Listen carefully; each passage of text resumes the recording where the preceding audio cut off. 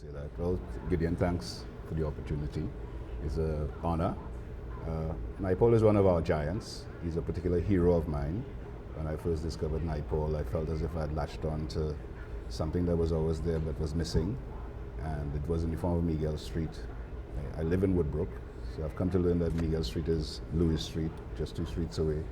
And the fact that he could take time and write down that story that will live on and inform us, for me, is important and significant. And that led me on a quest to, find out more about his work. I was not so much interested in Naipaul the man, and I've always been able to make that separation, as an artist. I guess it's making allowances for my foibles and all the foibles of people who commit art, because quite often someone who's driven to produce at that level of quality may quite often be a difficult person for regular people to be around. So Miguel Street, what in particular struck you in that book? Well, as I say, the fact that it was right there, a story being told about characters from a street. They weren't fancy characters, they weren't people from the top notch of the society, they were regular people. The way the story begins, and then it unfolds, it's a series of stories. And he's not trying to tell sort of like, time and space connecting stories, but they connect in an amazing way.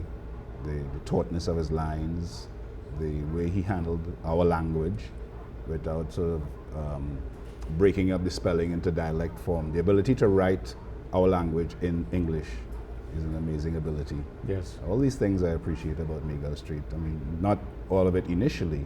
I totally just enjoy the stories, and the stories are very well told. They're very funny as well, and I think that's the thing that shocked me in the first instance, just how funny they were. So did that spur you on to read the other books? Well, yeah, it led me to read the other books. I haven't read all. I've read quite a few.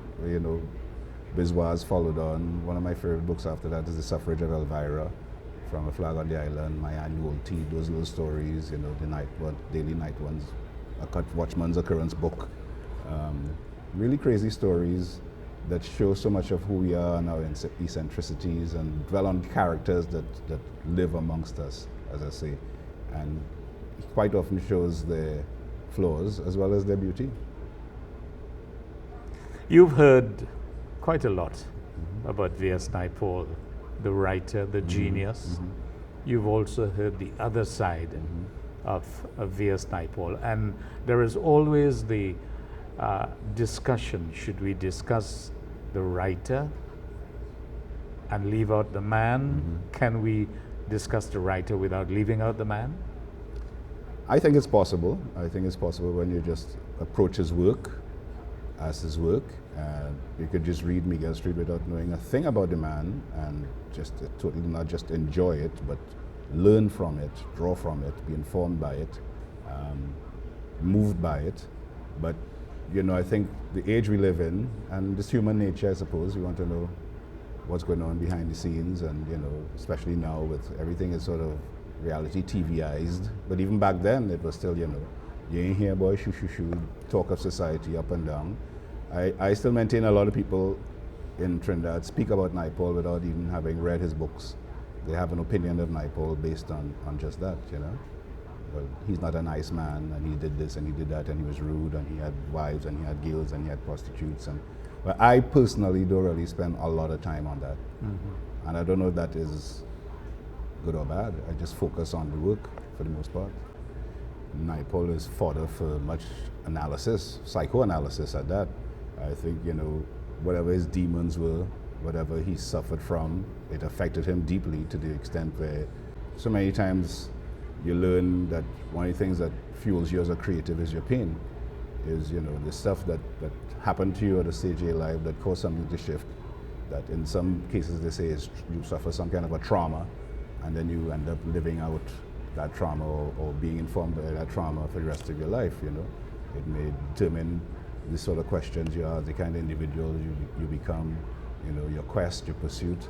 So clearly he had his demons, clearly he fought with them to a great degree, and clearly he hurt a lot of people in the process. Yes. But yet still, from that perspective, to capture the sweetness of the Miguel Street life, the interconnectedness of the people, the richness of the characters and how they relate to each other, you know, to not sort of like denigrate them or pappy show them. For me, he also had that gift. He was blessed. He could, as much as he would say, you know, he didn't like people or whatever, he had to have an eye for looking at people to tell the kind of stories he told. But for me, what I draw on is that period where Trinidad was at the core of his work and the stories that he told and what we can draw from that. And also another piece that I'm drawn to heavily is when he was invited by Dr. Eric Williams to come back home and write about here. And what he wrote certainly was not a PR piece. For me, it's one of the most stinging pieces that he's written. Yes, You know, and I think Dr. Williams described it in a particular way. How so? Yeah, he said that he was a dishonest writer. Yes. Well, I mean, after you pay the man to come and jump on the boat and come down here and write a nice piece about you, the kind of things he write there. Yes. You know, no politician at the time or even anybody who commissioned a piece of writing would have approved of a lot of it. Yes. But all these years later, I could read it and say, yeah, boy, I understand. A lot of these things still ring true. A lot of these things still have a familiar tone to it. So I can't dismiss it out of hand. If all these years later, that's still, you know, what our reality is. So you've been doing some readings of his work. Yeah. Which would appeal to you the most? Well, as I described his early writings, the Miguel Street, the Bizwas, the Mystic Monsieur, the Suffrage of Elvira, those books that really are about us here and certain sectors of society, I relish, I enjoy. I love the language, I love the imagery, I love the colorful characters, I love the bacchanal, I love everything about it. I think it's genius stuff. Then, like the Middle Passage, as I say, when I read his essays and his sort of pieces where he's looking at something critically, you know, there are things, you know, it makes your face wince, but you say, I need to get through this, I need to read through this, I need to deal with this, you know. I enjoy that stuff as well.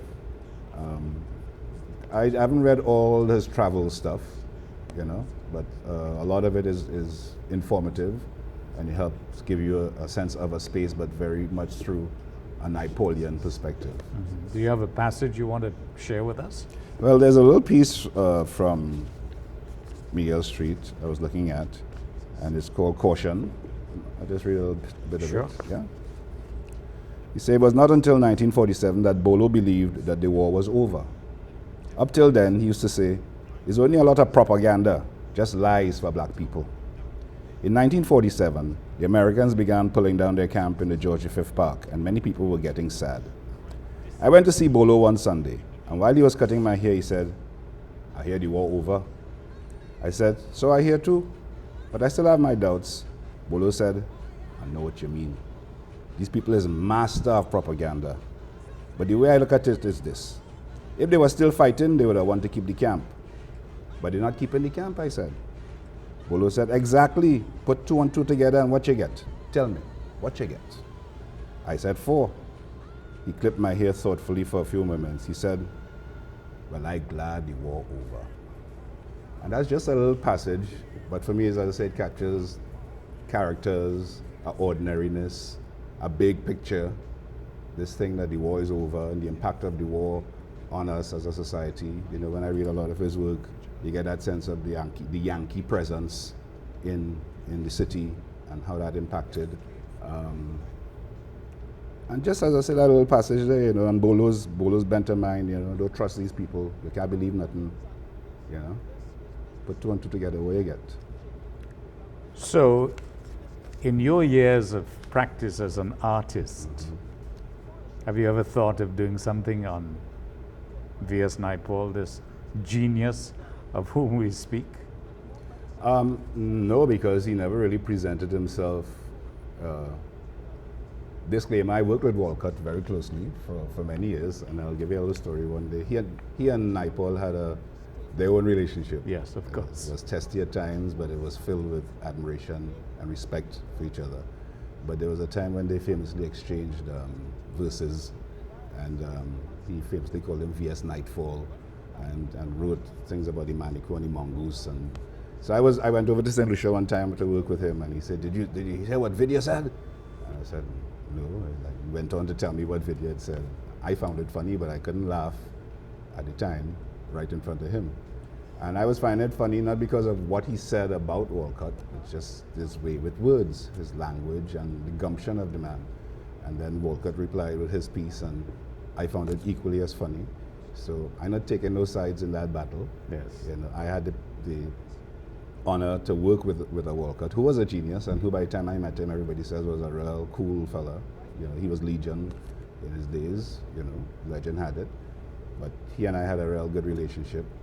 But that, knowing that, and knowing his feeling to Vidya, that they had their special relationship, I couldn't get in between that. You know, and for me, that little story is a treasure, because here's this man, big Nobel laureate genius, fuming at this man who was not quite yet Nobel laureate genius, and they were having their little back and forth. So it's like, right here in the Caribbean. It took him a long time before he got this, The Nobel laureate. the Nobel laureate. And word is that it could have been achieved much earlier, but some of his own people, West Indians, the names were not shared with me, but West Indians were in the way. Something like that wouldn't surprise me, to be honest. You know, so I'm not saying it was a good thing or a bad thing, but I'm not at all surprised to hear that that might be a possibility. But you know, there's a stupid little expression I read a long time: we serve no fries before it's time. Nothing happens before it's time. You know, when he got his prize, he got his prize, and you know, he deserved the prize. Yes, of course. He should have get it 20 years before, and somebody block you away. He speaks to that sense of crabby crab, you know, crab in a barrel, you know, picaroon, which is something I learned from him too. Because colonialism was one thing he said, but you know, to live in a picaroon society, that added a whole other dimension to it. You know, you had to be tough, you had to, you know, walk with a swagger and fight for everything, and dignity was not allowed, and we had very little respect for power and authority.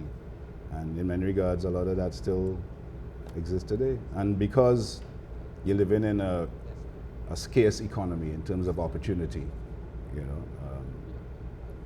anybody who gets something, you feel, you know, I could have get that, or I might, if I do something, I might deflect it from them. One of the things that I still remark on is that thing that drove Naipaul to want to get away from here is still alive on the ground here today. That sense of not being able to realize your dreams in a certain way here on the ground is still very much a living reality. You know, there's a CARICOM commission that was done in 2012 on youth that says Caribbean youth dream of being the best that they can be, except anywhere but here.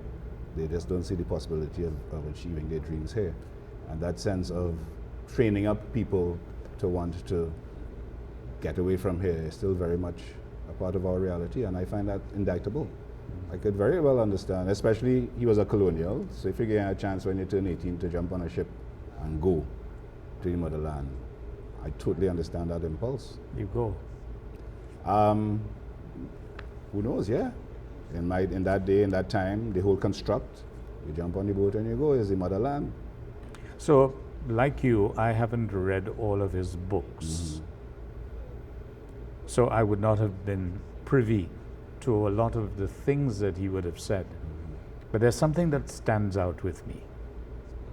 When he said, I saw a door, I knocked. I knocked. Look at that language, look at that sentence, how taught. I saw a door, I knocked. It didn't have a rhyme in it, it have imagery in it, it have action in it. There's so much in that few words. And that tautness, that construction of language is a gift. That was that little passage I read there, and it's so, just the construction. He was a genius from very early in his life. Savi Akal, his sister, tells me that he started school at 6. Right. In 4 years, he won an exhibition. He went to QRC. He won a scholarship, but not without protest. And even after he received the scholarship, he was too young to go to England. So he had to stay and work for 1 year, a part of which was at QRC principal's office, where he found that the marks that were awarded were truthfully his scholarship, and the school had given it to someone else. Because he was too young? Because he was, well, the he was reason young, so the reason is not explained, but I Yeah. guess it would have been the age. The man was bright. It was undeniable that he was bright, and we threw up some really bright fellas. C.L.R. James was a bright fella. Eric Williams was a bright fella. Capildeo was bright. Sukaran. It had fellas who they could talk. They had the gift of the gab. They had character. They had personality. They had flair. They had ambition. So he definitely had a gift, and he had a dream, and he had a driving desire to get away from here and help determine what form that dream would take, because he wasn't quite sure what it was. When you read a lot of his writings, like writings about his father and writings, letters to the world kind of thing, you see a lot of his personal anguish, and that those early days were, nothing was certain. And when he did get through, as they say, it was because of this little book. Thank you so much. Respect. Excellent. Thank you. Excellent. Thank you.